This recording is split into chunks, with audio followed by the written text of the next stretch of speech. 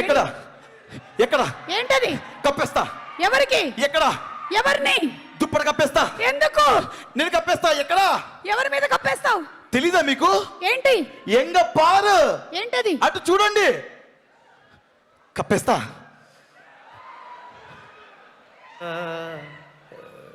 మళ్ళీ ఒకసారి ఏంటి? బాగా చలిగా ఉంది దుప్పటి కప్పండ్రా. కప్పేస్తా. నేను కప్పేస్తా. ఒరే సాంగ్ రిలీజ్ అయ్యి 2 నెలలు అవుతుందా? ఆయన అంత ప్రేమగా చలిగా ఉంది దుప్పటి కప్పండి అంటే ఒక్కడే కప్పాడా? నేను కప్పేస్తా. బాసు ఎక్కడ? ఇక్కడ రా, ఇక్కడ రా.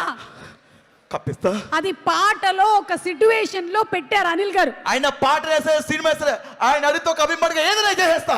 కప్పిస్తా. దుప్పటి దూరంగా పెట్టు. ఒక్క నిమిషం. ఇదిగో సినిమాలోని ఒక బ్యూటిఫుల్ సాంగ్ ని కంపోజ్ చేసినటువంటి మాస్టర్ అక్కడ రెడీగా ఉన్నారు. వాళ్ళ స్టూడెంట్స్ ఇక్కడ రెడీగా ఉన్నారు. ఆ పాట చూసేద్దాం, ఆ తర్వాత కప్పేద్దాం. ఓకేనా? ఆయన రాగానే కప్పేస్తా.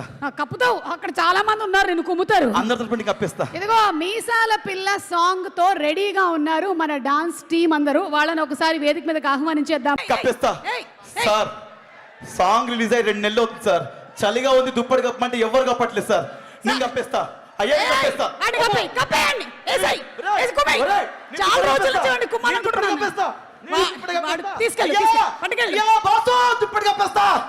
బాస్కు చలిగా ఉందయ్యా. ఎవరు సార్? మన లిరిక్ రైటర్ గారు రాసింది అదే మన అనంత శ్రీరామ్ గారేనా?